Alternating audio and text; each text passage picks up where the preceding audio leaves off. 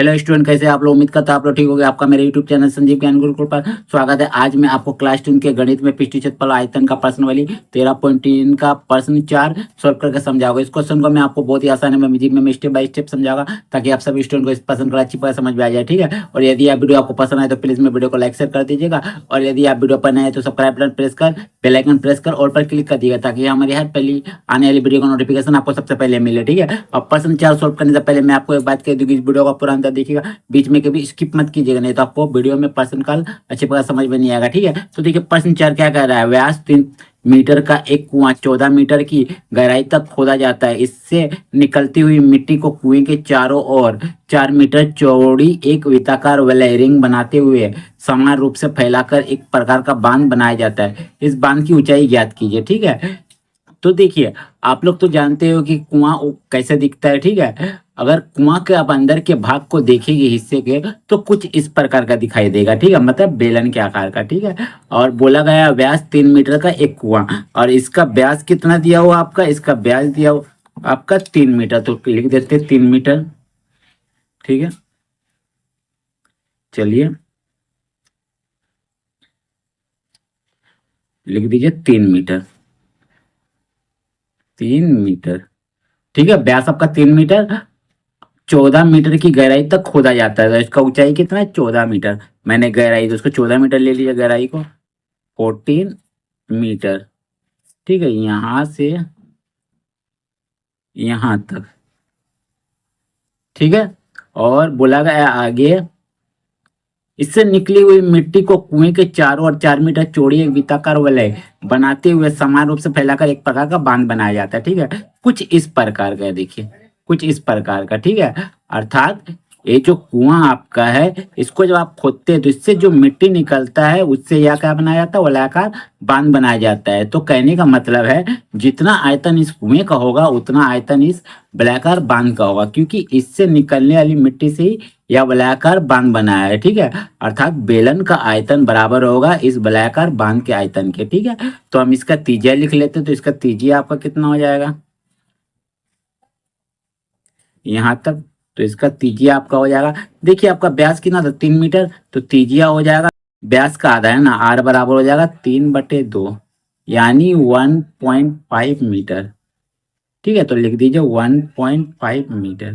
ठीक है, और इसका आपका वलय की चौड़ाई आपको कितना दिया, 4 मीटर। ठीक है, मतलब यहां से यहां तक, यहां से यहां तक 4 मीटर। ठीक है, अगर आप इस बांध को देखेंगे तो आपको देखने से कुछ इस प्रकार का नजर आएगा। देखिए इस प्रकार का नजर आएगा। ठीक है, तो इसके अंदर का त्रिज्या जो आपका कितना है, यहां से यहां तक 1.5 मीटर। ठीक है, और वलय का जो चौड़ाई आपका कितना है, यहां से यहां तक 4 मीटर। ठीक है, 4 मीटर यहां से यहां तक है आपका 4 मीटर। तो टोटल कितना हो जाएगा यहां से यहां तक, टोटल आपका यहां से यहां तक हो जाएगा 4 1 5, यानी 5.5 मीटर। ठीक है, ये हो गया 5.5 मीटर। ठीक है, अगर आपको इस भाग का क्षेत्रफल निकालना होगा तो क्या करेंगे, हम क्या करेंगे, हम बाहरी वृत्त के क्षेत्रफल में से अंदर के वृत्त के क्षेत्रफल को घटा देंगे तो आपको इस भाग का क्षेत्रफल पता चल जाएगा। ठीक है, ठीक इसी प्रकार से,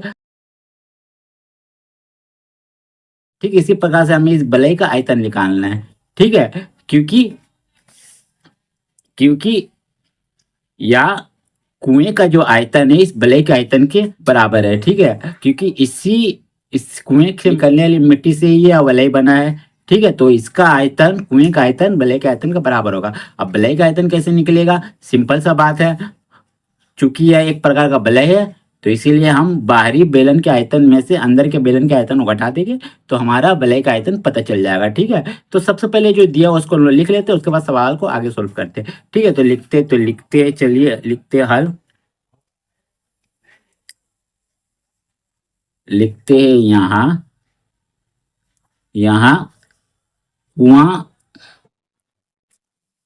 का व्यास कितना दिया हुआ आपका, 3 मीटर। ठीक है, इसीलिए त्रिज्या आपका कितना हो जाएगा, आर बराबर हो जाएगा 3/2। ठीक है, 2 यानी 1.5 मीटर। ठीक है, और कुएं की गहराई आपको कितना दिया हुआ? कुआं की गहराई गहराई यानी आपका एच आपका दिया हुआ है, देखिए 14 मीटर, लिख दिए 14 मीटर। ठीक है, मिट्टी के वलय की चौड़ाई आपको कितना दिया हुआ? और मिट्टी के वलय की चौड़ाई बराबर आपको दिया हुआ 4 मीटर। ठीक है, देखिए 4 मीटर। ठीक है, तो देखिए देखिए ये जो आपका कुआं है, इस कुएं से निकली मिट्टी से ही यह वलयाकार बांध बना है।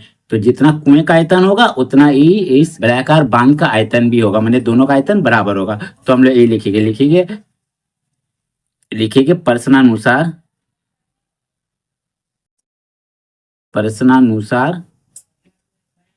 कुएं से निकली मिट्टी का आयतन बराबर कुआं से निकली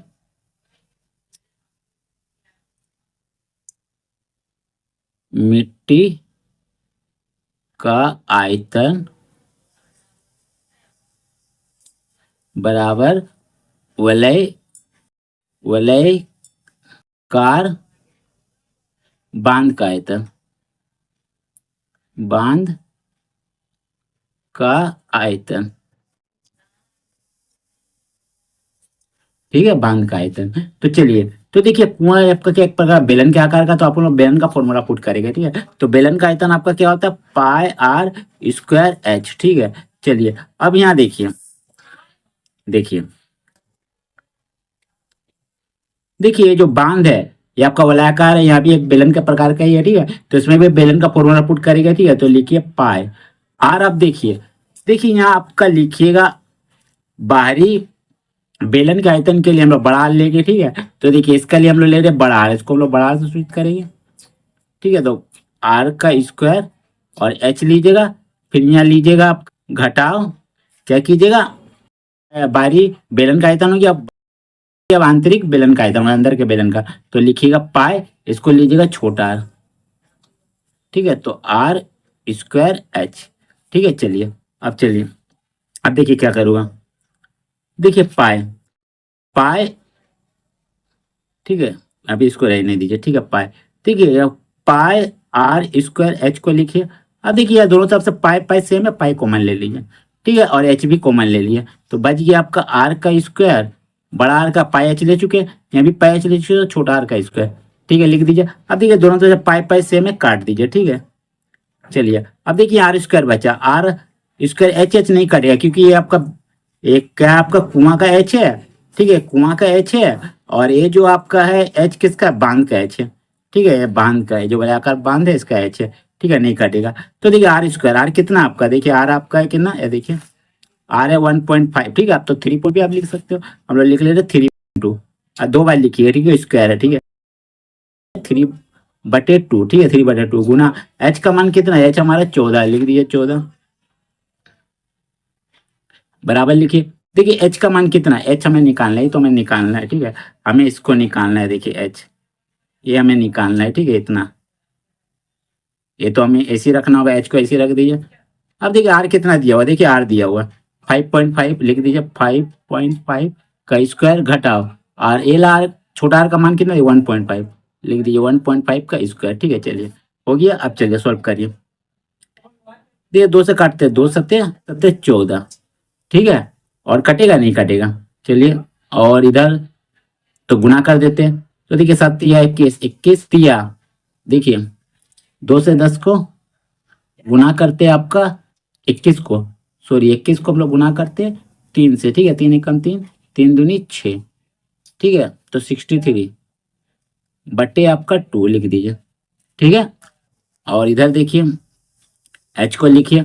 अब देखिए इसमें आपको फॉर्मूला पुट कीजिएगा, किसका? ए स्क्वायर माइनस बी स्क्वायर का फॉर्मूला। ठीक है, देखिए ये आप फॉर्मूला पुट कर दीजिएगा। क्या फॉर्मूला आता है? देखिए ए स्क्वायर माइनस बी स्क्वायर का फॉर्मूला आप पुट कर दिए, क्या? ए प्लस बी और ए माइनस बी। एक बार इसको प्लस में लिख दीजिएगा, एक बार इसको माइनस में। क्यों लिखिए? क्योंकि सवाल आगे आधी लंबा ना हो, ठीक है, इसीलिए हम लोग इस फॉर्मूला का उपयोग कर रहे हैं, ठीक है। तो चलिए एक बार प्लस में लिख देते हैं 5.5 आपका प्लस 1.5, और एक बार लिखते हैं माइनस में 5.5 माइनस 1.5, ठीक है। चलिए अब देखिए क्या करेंगे, 2 से भाग दे देते हैं आपको 63 को, ठीक है। चलिए भाग दे देते हैं यहीं हम लोग। देखिए 2 से, 2 तिया 6, कट गया 3 उतारे, तो 2 एक कम 2, एक उतरा पॉइंट डालिए, ठीक है, 0 और 2 पचे 10। चलिए पूरा पूरी कट गया, ठीक है। तो आपका क्या आ गया 31.50, तो लिख दीजिए 31.50, ठीक है, बराबर एच को लिखिए। अब देखिए इसको क्या करेगा, अगर हम इसको जोड़ेगा तो कितना आएगा, देखिए 5.5 1.5 को जोड़ते हैं हम लोग ही, ठीक है। मैं यहीं पे आपको जोड़ देता हूँ 5.5 और 1.5, तो देखिए 5 5 10 का 0 आदमी बच्चा 1, 5 और 1 6 और 1 7, अब पॉइंट का बाद 0 कोई वैल्यू नहीं तो मतलब 7, फिर यहाँ कुछ नहीं, मैंने गुना है, गुना लिख दीजिए। अब 5.5 से 1.5 को घटाएगा, तो 5.5 घटाओ 1.5, तो देखिए 5 5 0, 5 में 1 गया 4, अब पॉइंट अपना जाएगा, पॉइंट से 0 कट जाएगा तो 4, ठीक है। तो लिखिए 31.50, ठीक है, बराबर 7 चौके 28 और h, ठीक है। अगर आपको h का मान निकालना होगा तो 28 नीचे चल जाएगा, तो लिखिए h बराबर 31.50 बट्टे 28, ठीक है, क्योंकि ये गुना में यहाँ आके बराबर का भाग में आ जाएगा। अब पॉइंट रहिए तो आपका 2 जीरो लगा दीजिए। आप क्या करें 2800 से 3150 को भाग दे देगा, ठीक है। मैं ये भाग दे देता हूँ आपको, लिखता हूँ 2800 भागा, ऐसा 1 0 काट दीजिए, ठीक है। तो हमको एक ही 0 यहाँ रखिए और 315 को भाग दीजिए, तो देखिए एक बार में जाएगा 280, 5 लिखिए, एक कैरी लीजिए, 11 में 8 गया आपका 3 और 1 कट गया, फिर आपका पॉइंट डालिए 0, फिर कितना बार में जाएगा, फिर आपका जाएगा एक बार में जाएगा, एक लिखिए 280 0, 15 में 8 गया 7 और 1 कट गया, ठीक है, पॉइंट है 0 लिखिए। अब जाएगा आपका कितना बार में, 2 बार में जाएगा, 2 0 0 2 8 16 का 6 में 2 चूनी 4 और 1 5 0, 1 के लिए 10 में 6 गया 4 और 6 में 5 गया 1, ठीक है, पॉइंट है 0 लिखिए। अब जाएगा आपका 5 बार में, 5 0 0, 5 और 40 का 0 बच्चा 4, 5 4 14, आपका पूरा पूरी कट गया, ठीक है, मैंने घट गया, तो 1.125 आपका आ गया। तो h का मान आ गया आपका, h बराबर 1.125 मीटर, ठीक है। ये आपका आ गया क्या, इस वलयाकार भाग की क्या आ गया आपका ऊंचाई आ गया, ठीक है। तो लिख दीजिए अतः